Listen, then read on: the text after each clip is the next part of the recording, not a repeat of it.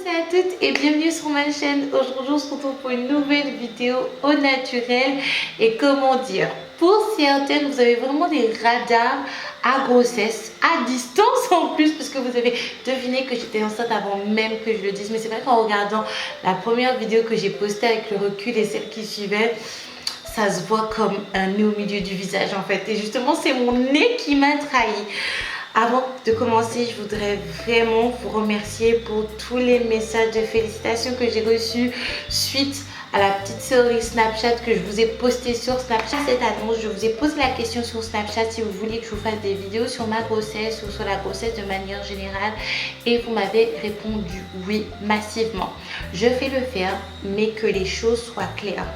À part si bébé a un problème médical rare qui n'a jamais été documenté sur YouTube ou à la télé, afin que je partage mon expérience, pour moi, comment vous dire, il est un peu gênant et impossible de vous partager des informations médicales anténatales de mon enfant. Je ne vois pas l'intérêt de vous partager des échographies parce que c'est assez intime et justement ce n'est pas moi, même si c'est en moi, ce n'est pas moi, c'est mon enfant. Pour commencer cette rubrique un petit peu grossesse, j'avais envie de vous parler de l'état d'esprit que j'avais quand j'ai appris ma grossesse et disons de mon état mental, si je peux dire ça, tout le long du début de ma grossesse jusqu'à à peu près aujourd'hui en fait, parce que tout le monde n'est pas Golden Wendy, parce que c'est la youtubeuse française qui est actuellement enceinte, la seule. Pour vous dire la vérité, quand j'ai appris ma grossesse, j'étais assez choquée, même si je sais comment on fait les enfants, visiblement, même si je sais comment on évite d'avoir des enfants, et même si je sais comment stopper la croissance d'un enfant, dans le but d'avoir un avortement pour ne pas avoir des enfants. J'étais choquée et assez décontenancée, tout simplement parce que je ne voulais plus d'enfants. Je ne voulais plus d'enfants depuis les 1 an et demi de nounou en fait. Tout simplement parce que nounou me suffisait en tant qu'enfant, en tant qu'être humain, en termes d'apport affectif et en termes du fait d'être maman, je sais pas comment vous expliquer, il me suffisait. Le seul moment où j'ai voulu avoir un autre enfant, c'était un petit peu avant ces 1 an et demi. Je voulais avoir un autre enfant pour avoir un enfant de secours au cas où il arrivait quelque chose à nounou. Pour être clair, au cas où voilà, nounou passe l'arme à gauche, j'aurais un enfant de rechange pour justement ne pas me retrouver seule. Parce que quand j'ai perdu mon premier enfant, ça a vraiment été un gros choc pour moi de me retrouver seule après avoir eu 10 mois avec un enfant. Et avant ça, j'avais eu 9 mois où j'avais une personne en moi. Donc c'est vrai que le seul moment où j'ai revoulu avoir un enfant, c'est quand j'avais cette peur de perdre mon fils. Donc ça a vraiment été un choc pour moi, voire un double choc, parce que ça a vraiment créé des frictions dans ma relation avec mon fils. Parce que oui, nounou l'a découvert ou a conclu qu'il y a quelque chose qui se passait. Après, je pense que c'était pas très difficile parce qu'il ne reconnaissait pas sa maman. Sa maman ne s'occupait plus d'elle parce que sa maman était très fatiguée. Je parle de moi quand je dis ça, maman. Je n'arrivais pas à me lever, j'étais constamment allongée, je n'arrivais pas à jouer avec lui, je n'arrivais pas à faire des activités. C'est là même que j'ai arrêté d'aller le chercher à l'école, parce que des fois j'allais de temps en temps le chercher à l'école ou j'allais de temps en temps le déposer. Bref, il me reconnaissait vraiment pas et je pense qu'il avait remarqué que quelque chose était bizarre, surtout un jour où j'ai vomi littéralement pendant toute la nuit. Et c'est vrai qu'au lieu de s'inquiéter pour moi, dans un premier temps, l'enfant a vraiment été sur la défensive. Il a commencé à me taper, il a commencé à être désagréable, il a commencé à vraiment avoir une attitude de rejet à mon égard. Et quand je lui ai annoncé cette nouvelle, il a été un petit peu, voilà, déphasé. Et je me rappelle qu'un jour, on était allongé sur mon lit et il a regardé le plafond et il m'a dit maman, je vais avoir un petit frère ou une petite soeur. Je lui ai dit oui. Et il m'a dit mais moi j'ai déjà un frère. J'ai déjà un frère qui est au ciel, maman. Mon frère qui est au ciel, il est mort quand moi j'allais venir au monde en fait. C'est ce qu'il voulait me faire comprendre. Et il m'a dit, comme je vais avoir un petit frère ou une petite soeur, est-ce que moi aussi je vais aller au ciel?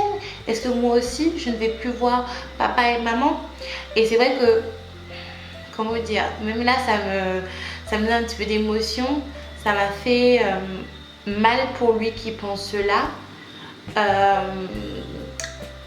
Et c'est là que je me suis rendu compte en fait que quand quelque chose se passe dans la famille avec les enfants, il faut vraiment verbaliser la chose tout de suite maintenant pour vraiment que ça s'intègre correctement et pour pas qu'ils comprennent mal les choses. Moi, Aïka, ça a été vraiment très très difficile. Comme je vous ai dit, j'étais choquée mais j'étais également très triste.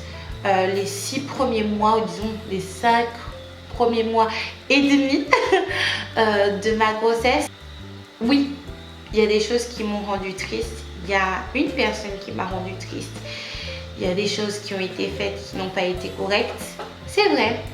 Mais je n'en parlerai pas dans cette vidéo parce que tout simplement, Internet n'oublie jamais et des fois on peut le regretter, surtout avec YouTube. Également parce que vous savez, avec le temps et je pense avec la maturité, j'ai foi en l'être humain. Je me dis que l'être humain est une création magnifique de Dieu et que l'être humain ne peut pas être foncièrement mauvais, vous voyez. Donc c'est pas parce qu'une personne se comporte mal avec vous qu'elle est forcément foncièrement mauvaise en fait.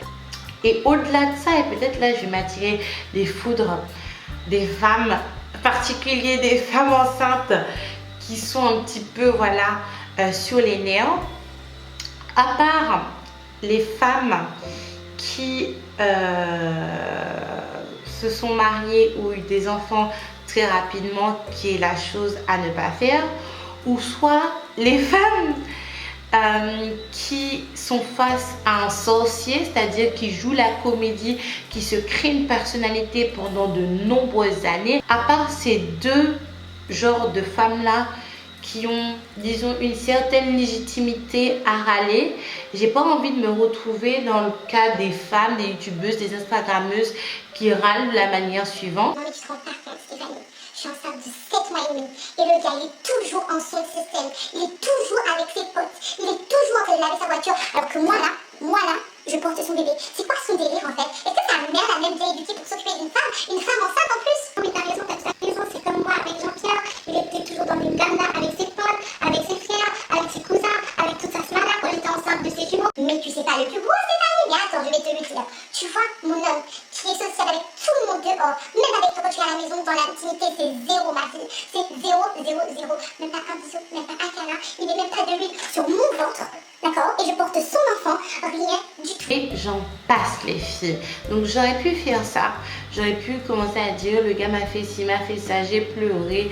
Je me suis retrouvée dans un coin comme une pauvre petite malheureuse. J'aurais pu le faire. Pas pour partager mon histoire, mais là, vraiment pour m'attirer la pitié des personnes.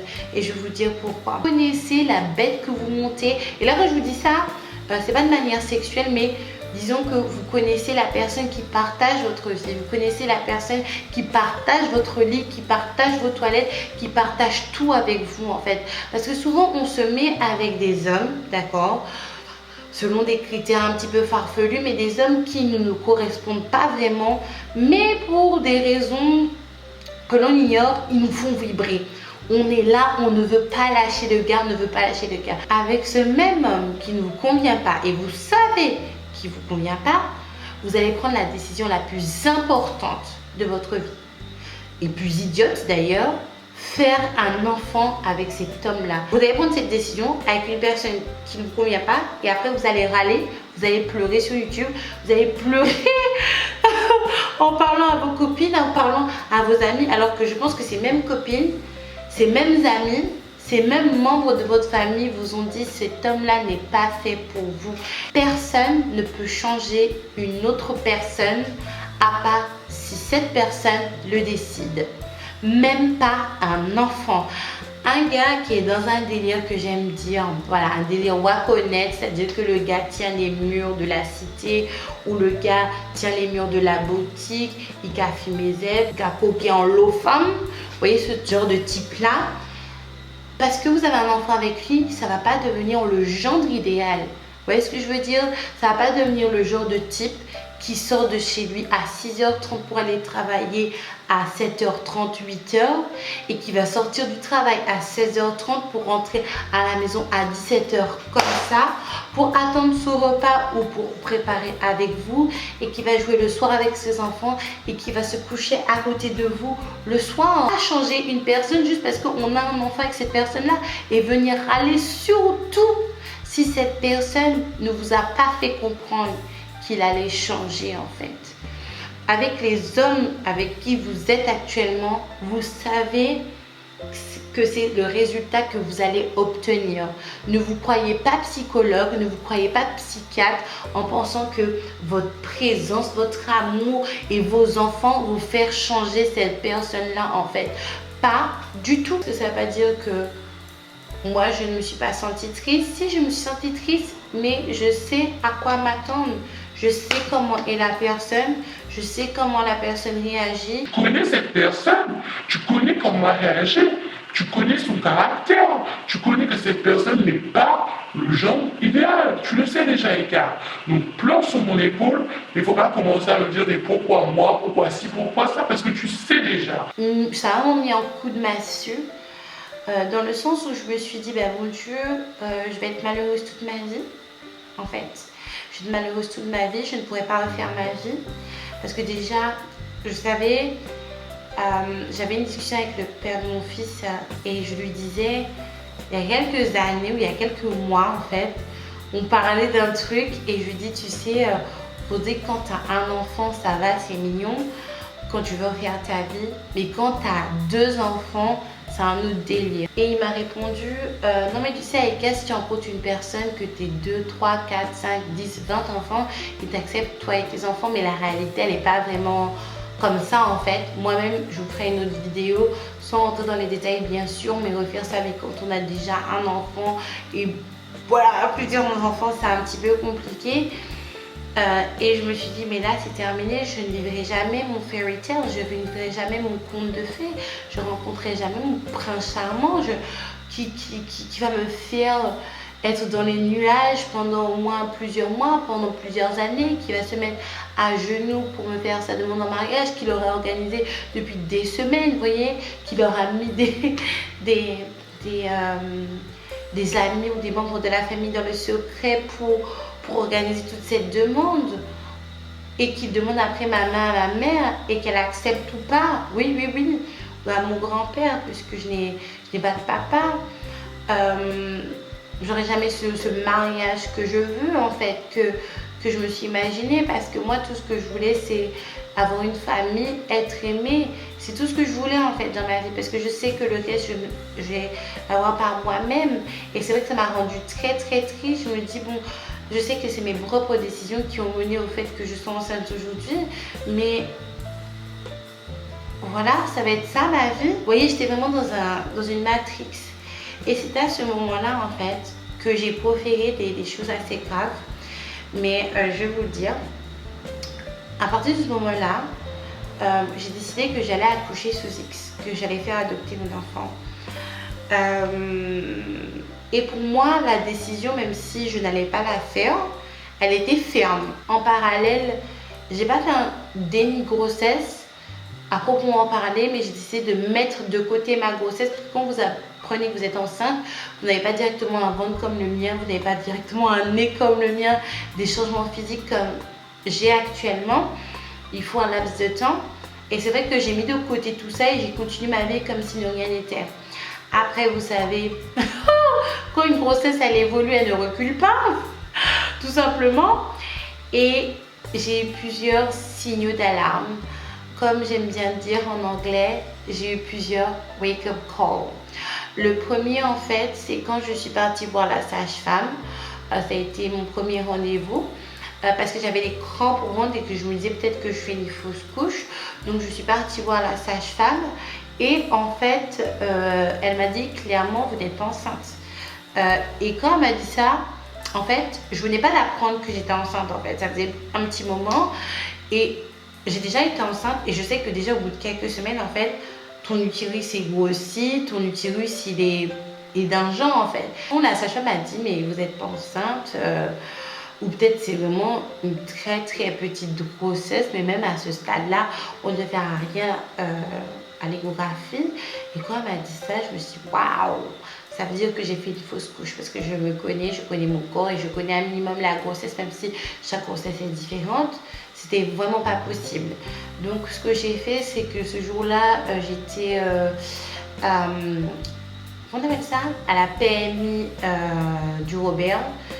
Je me suis dit, je ne peux pas me trimballer avec un truc dans mon ventre. Et ça, depuis plusieurs semaines, de ne pas m'être rendu compte.